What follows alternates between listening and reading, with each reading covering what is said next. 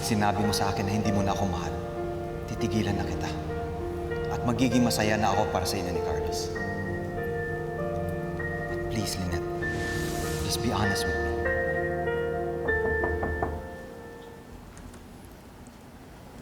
Nay!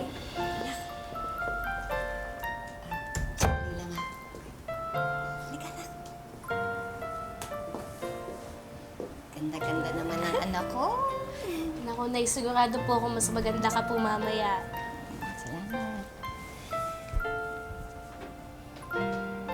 Oh, Nay. Okay ka lang po ba? Kinakabahan ka po, no? Nay, espesyal po tong araw na to, kaya dapat mag-enjoy ka lang po. Gusto ko masaya ka, masaya yung puso mo. Kaya enjoy ka lang po, huwag ka pong kabahan.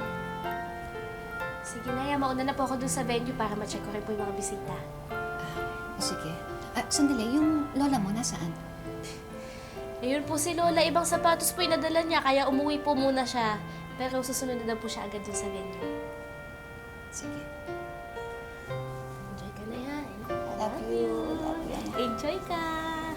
Kayo na po bahala kay nanay, ah.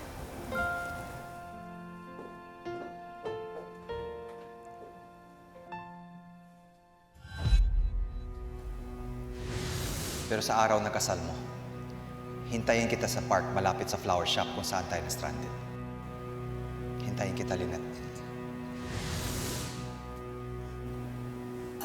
Pam, Mikay, pwede bang iwanin mo muna ako sandali?